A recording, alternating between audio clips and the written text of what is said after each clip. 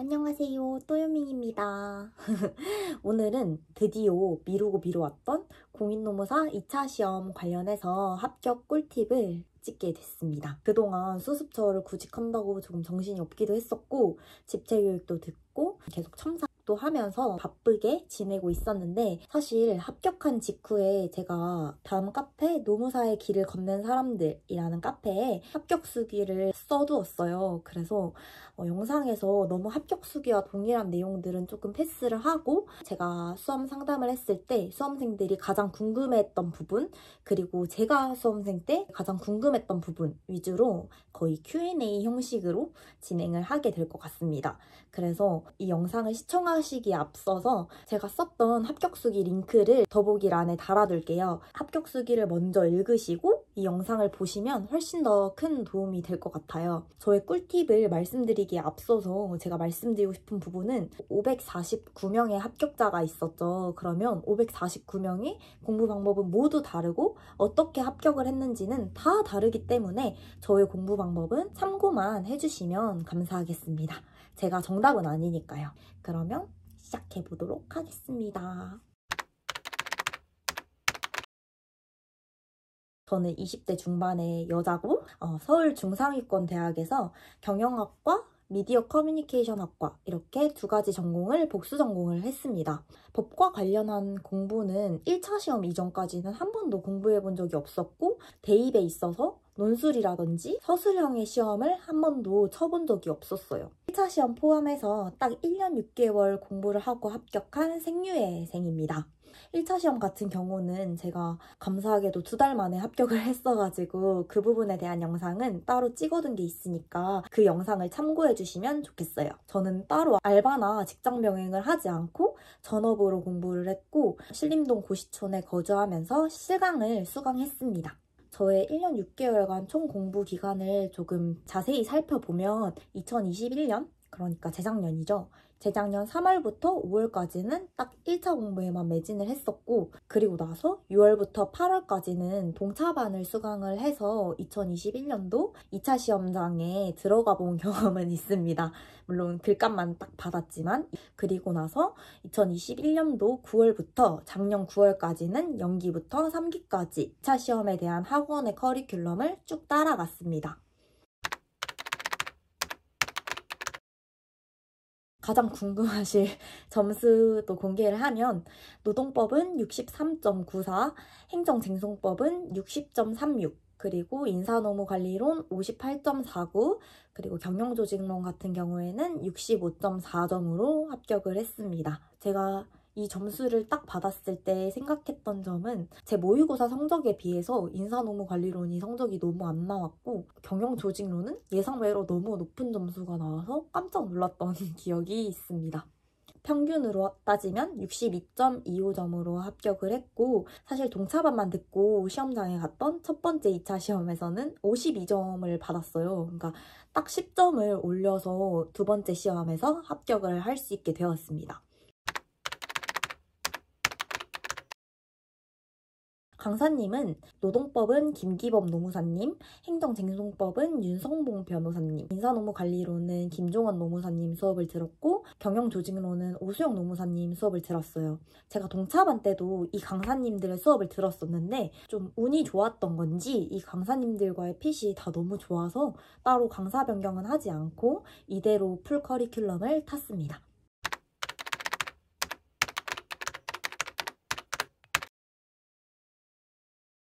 지금부터는 과목별로 말씀드리고 싶은 내용들을 정리를 해봤는데요.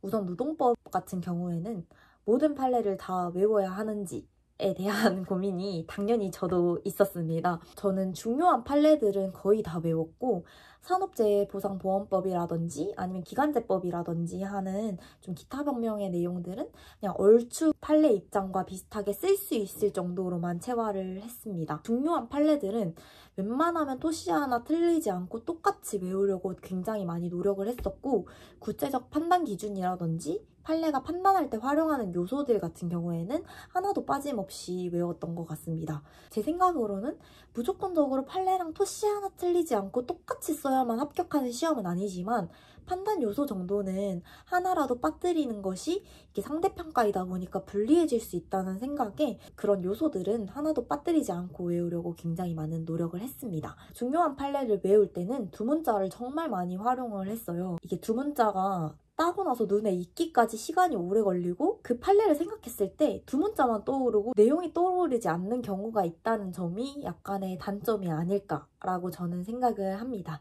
제가 활용했던 두문자 카드가 있는데요. 이 메모 카드는 그냥 문구점에 파는 거 아무거나 샀습니다.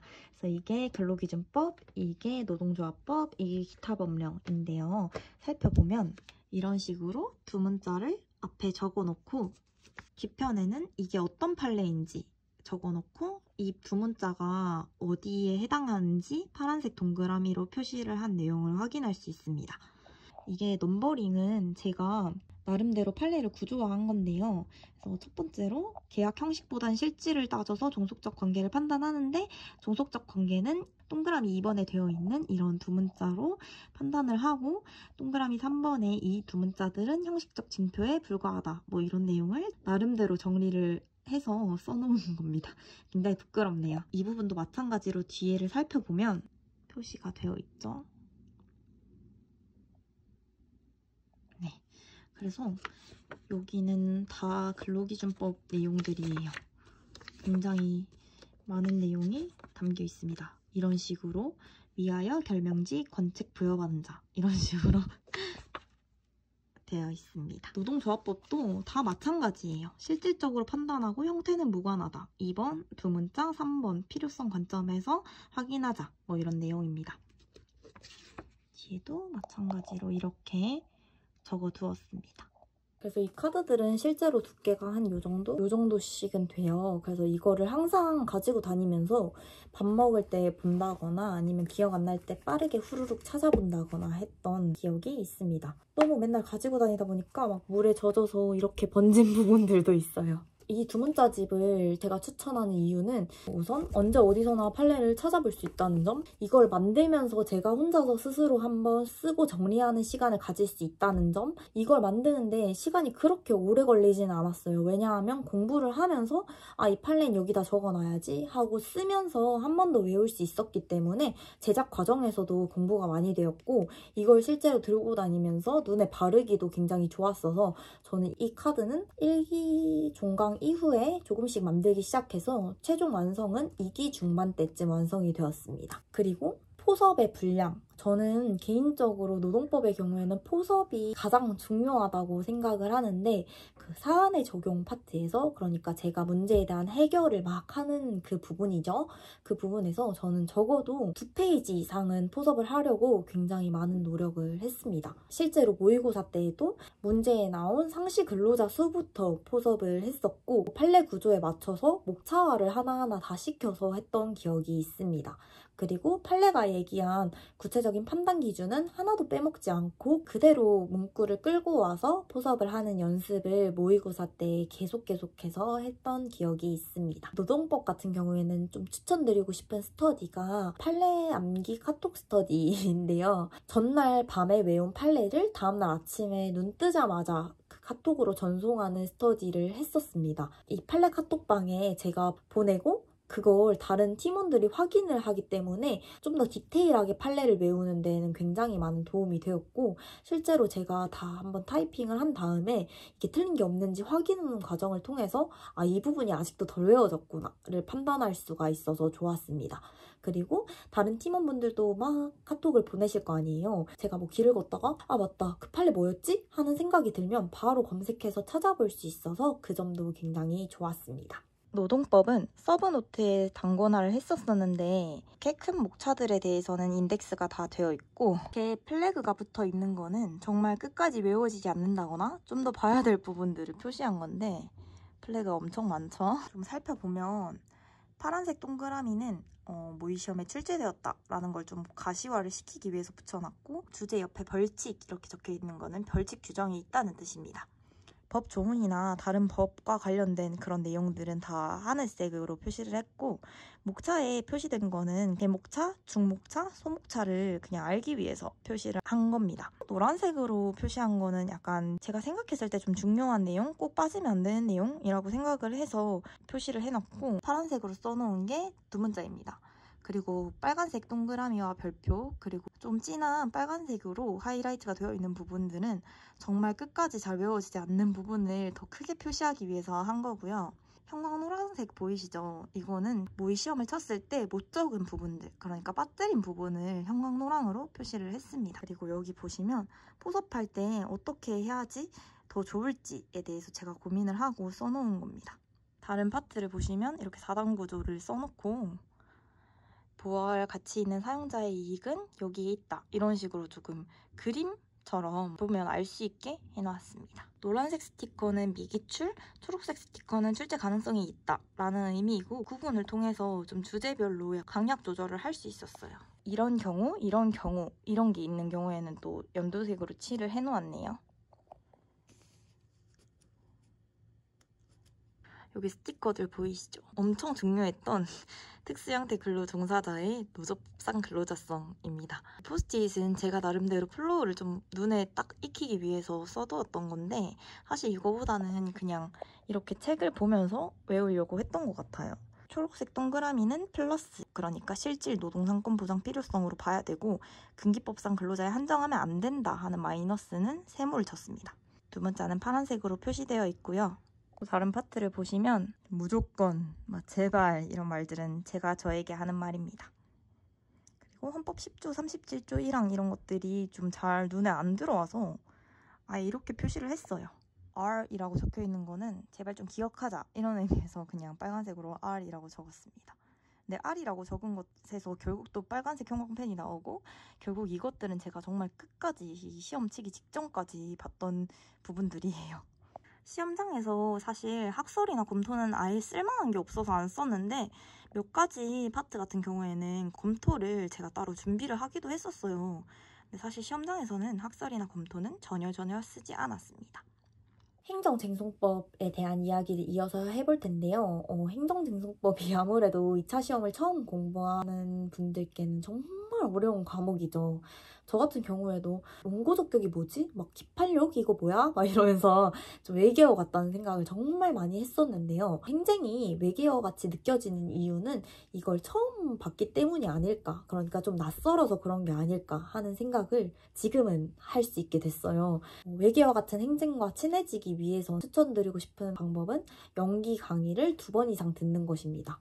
이 영상이 연기 때 올라갔으면 정말 좋았을 텐데, 저의 경우에는 동차반이 개강하기 이전에 연기 수업을 따로 결제를 해서 한번 들으면서 약간의 감을 익혀본 다음에 동차반에서 행정쟁송법 수업을 듣고, 그러고 나서 작년에 연기 수업을 다시 한번 들었던 케이스입니다. 작년에도 사실 조금 이 단어는 이때 공부를 했었지 하는 수준으로 조금 친해진 수준이었고, 사실 완벽한 이해까지는 하기 어려웠어요. 그래서 작년에도 실제로 연기 종강하고 나서 일기 개강 전에 빠르게 복습 동영상을 통해서 연기를 한 번 더 들었습니다. 그러니까 저는 동차반 수업 1번, 그리고 연기를 3번을 수강을 했습니다. 이렇게 하다 보니까 처음엔 정말 끝까지 이해되지 않을 것 같은 부분들이 조금은 익숙해지고, 이게 이런 말이었구나 하는 정도로 이해의 수준을 끌어올릴 수 있었어요.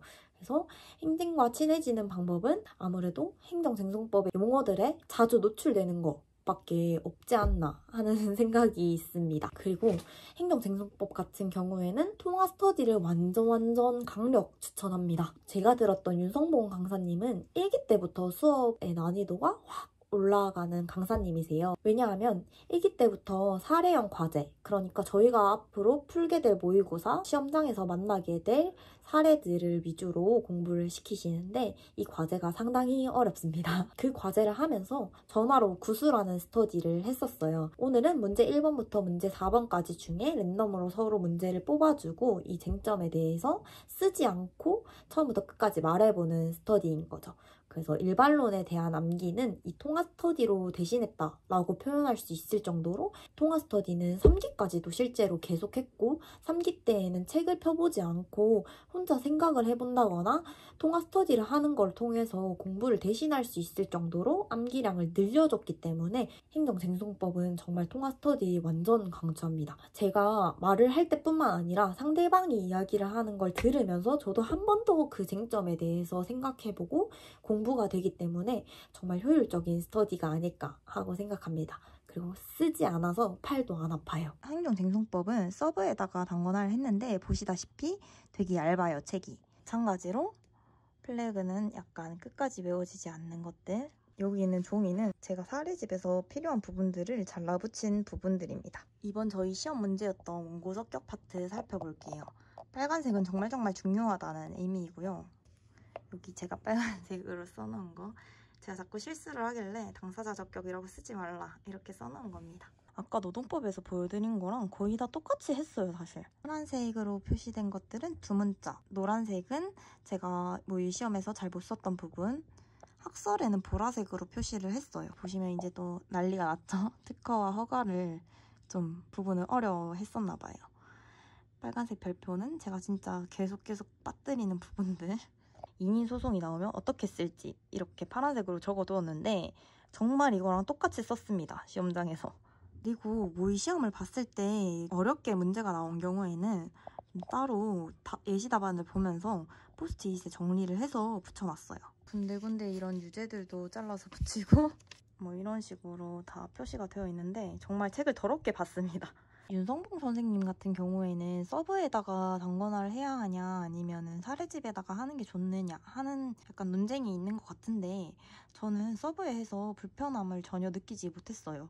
아예 이 책 한 권을 머릿속에 다 넣고 시험장에 갔기 때문에 오히려 약간 사례집에 하는 것보다 책이 얇아서 그런지 심리적 부담이 좀 덜했다고 해야 될까요? 저는 서브에다가 사례집에 잘라 붙이는 방법도 좀 괜찮은 것 같습니다. 인사노무관리론이랑 제 선택 과목인 경영조직론은 좀 어느 정도 과목의 특성이 비슷하기 때문에 함께 말씀을 드리겠습니다. 우선 암기가 어느 정도 되어야 하는가에 대한 질문은 저도 항상 의문점이었고 많이들 질문을 해주시는 것 같아요. 연기 1기 때 제 목표는 친구가 만약에 선발이 뭐야?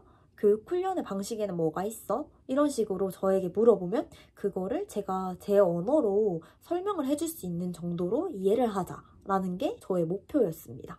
그래서 어떤 파트의 개념, 중요성, 등장 배경, 장단점, 특징 이런 것들을 친구한테 이야기해준다고 생각을 하고 혼자 막 떠올려 본 이후에 제가 생각해내지 않은 장단점이 책에 있다거나 아니면 빠뜨린 특징이 있다면 그 부분 위주로 계속해서 복습을 했던 기억이 있습니다. 2기, 3기 때에는 어떤 이론의 장단점이나 특징 같은 개수를 좀 더 늘려보기 위해서 노력을 많이 했어요. 이해는 어느 정도 되어 있었기 때문에 암기 위주의 공부를 했었습니다. 그리고 지금 공부하는 파트만 복습을 하는 게 아니라 이 파트와 얽혀서 나올 수 있는 뒤쪽 다른 파트는 뭐가 있지? 이런 식으로 생각을 해보면서 공부를 했어요. 예를 들면 임금 파트에서 직무급에 대한 공부를 하면서 앞쪽에서 배웠던 직무관리에서의 직무 분석이라든지 직무평가 내용을 떠올려 본다든지 하는 방식으로 말이죠. 수험서상의 내용은 거의 90% 이상 똑같이 외우려고 노력을 했었던 기억이 있습니다. 영문 병기 같은 경우에는 기계적으로 하는 편은 아니었고 그냥 생각이 나면 적는다? 정도였는데 사실 거의 모의고사 때에는 영문 병기를 하지 않았던 것 같아요. 서론 결론을 어떻게 써야 할지 이것도 제가 정말 많이 고민을 했던 부분인데 사실 저는 막 여타 이론들을 서론에 쓰면서 좀 서론을 멋지게 작성을 한다던가 결론에서 이거랑 얽힐 수 있는 이론을 또 멋지게 적는다거나 이러지는 못했고요. 서론에서는 주로 문제에 나온 개념의 상위 개념, 내부 모집, 외부 모집의 개념과 특징과 장단점을 써라 라고 문제가 나왔다면 모집이란 이런 것이고 모집이 왜 중요한지에 대해서 서론에 적었고요. 결론 같은 경우에는 좀 시사점이나 활용 방안 같은 거 썼던 것 같아요. 멋진 서론이나 결론을 준비하시는 수험생들도 많이 보기는 했었는데 그렇게까지 하기에는 너무 시간적인 한계가 있어서 이렇게만 썼던 기억이 있습니다. 인사는 두 권으로 나누어서 가지고 다녔는데 확보, 개발, 평가, 보상, 유지, 방출 이렇게 3개 파트씩 가지고 다녔습니다. 암기 라고 써져 있는 부분은 선생님께서 좀 강조하신 내용, 파란색은 두 문자, 빨간색은 제가 끝까지 못 외웠던 부분들, 형광노랑은 모의 시험 때 빠뜨린 거 혹은 기억을 못했던 부분들. 정말 기본적으로는 다 너무 똑같아서 사실 보시면 거의 비슷해요. 점수법 같은 경우에는 좀 어려워서 선생님이 들어주신 예시를 그대로 가피를 한 다음에 포스트잇에 이렇게 정리를 해서 붙여놓고 계속 봤습니다. 이거는 제가 2기 때 모의고사를 봤을 때 예시 답안인데 자료를 다 이렇게 스프링에 껴서 다녔어요. 왜냐면 종이가 가방에서 막 날아다니는 게 너무 싫어가지고. 이거는 타 강사 자료에서 본 건데 조금 쓸만하겠다 싶어서 붙여놓긴 했는데 사실 모의 시험 칠 때는 잘 기억이 나지는 않았습니다. 목차를 이렇게 써야겠다 하는 생각이 들었던 부분들은 이렇게 정리를 해놨고, 여기 난리가 났죠. 보시면 대체도가 어려웠나 봐요. 표시가 많이 되어 있을수록 제가 어려워했다는 뜻입니다. 이거는 제가 예시 답안에서 있었던 내용을 자료를 끼워 넣기 싫어서 좀 적으면서 눈에 발랐던 부분들이고, 어떻게 하면 내 눈에 더 잘 들어오고 기억도 잘 날지에 대해서 고민을 해보시고 단권화는 솔직히 예쁘게 하는 것보다는 내가 잘 알아볼 수 있으면 되는 것 같아요. 이거는 제 경영조직론 수험서인데요. 학자명은 파란색 형광펜을 쳐서 알아볼 수 있게 했고, 조금 진한 노란색은 꼭 들어가야만 하는 키워드, 그리고 형광노란색은 혼자 생각했을 때 기억이 잘 안 났던 부분입니다. 보시면 노란색 위에 초록색으로 동그라미도 쳐져 있고 세모도 쳐져 있죠. 그래서 동그라미는 무조건적으로 들어가야 하는 키워드고, 세모는 권력, 층분에 의한 등록은 안 좋은 거니까 플러스와 마이너스 개념으로 동그라미를 친 거는 플러스, 세모는 마이너스, 이런 식으로 좀 눈에 들어오게 하려고 노력을 했습니다. 여기 제도화 이론 부분이 대박인데 이게 저한테는 너무 어려워서 진짜 표시가 많이 되어 있어요. 이렇게 크게 제도적 환경 이렇게 써놓은 거는 정말 안 외워져서 옆에다가 한 번 더 쓴 겁니다. 파란색 글씨들은 다 제가 땄던 두 문자들이고요. 빨간색이 정말 끝까지 외워지지 않는 키워드들인데 엄청 빨간색이 많죠. 단권화를 예쁘게 한 편은 아니어서 민망하긴 하지만 이런 식으로 좀 제 눈에 잘 들어오게 하기 위해서 노력을 많이 했었어요. 여기 추가 내용 정리라는 칸 안에 제가 써놓은 것들은 타 강사 자료에서 조금 참고할 만한 부분들이다 싶은 부분들을 제가 써놓은 겁니다. 이런 포스트잇들도 조금 가시화를 시키기 위해서 제가 써놓은 것들이고, 이거는 학원에서 수업 들을 때 나누어 주셨던 자료인데 저는 이렇게 책을 스프링을 만들어서 자료들을 다 구멍을 뚫어서 책을 마지막에 완성을 시켰어요.